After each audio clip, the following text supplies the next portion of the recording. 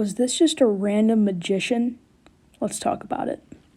Quick disclaimer, some of these topics in the video might be particularly triggering to some people because I do mention like some sexual assault and stuff. I think just only once, but it might be more in this video, so your discretion is advised.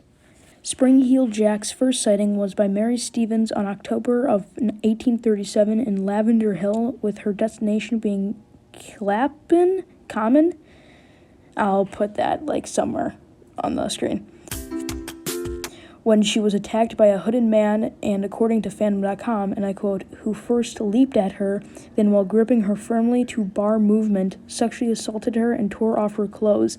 As the girl screamed in horror, the assailant fled from the scene, and despite a thorough search, no trace of him was ever found. Quote, Ken Gerhand, a man who made a book called Encounters with Flying Humanoids, he described the creature as, and I quote, he was usually described as being tall, thin, and cloaked in a tight-fitting oilskin suit, as well as a flowing cape.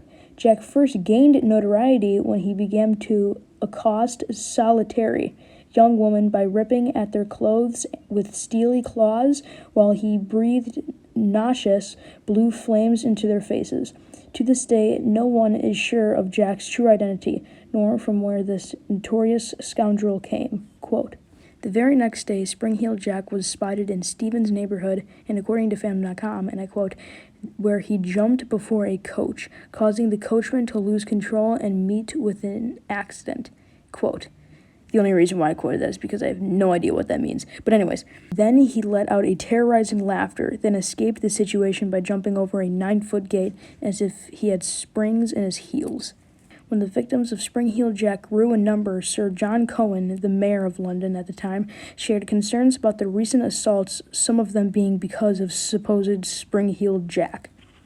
On a cold night in February 19th, Jane Alsop opened the door to a man that was claiming he was a cop and to bring out a light because he caught Spring-heeled Jack. But when she opened the door, it was not a police officer. It was, and I quote, a most hideous and frightful appearance, quote, which then blew a blue flame into her face, then ripped her nightgown, and then clawed her neck with his long claws. But when Jane's sister came over to see what the commotion was all about, he fled into the dark night. On February 28th, favs.com says, and I quote, Lucy Scales, 18, was returning with her sister from their brother's house in Limehouse.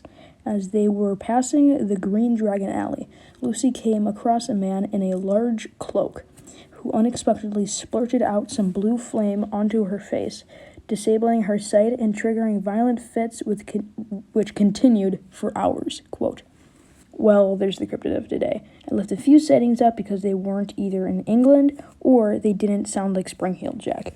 But I hope you enjoyed the video as much as I did. But next, I will be doing the Colorado hiker's worst nightmare, the slide rock bolter.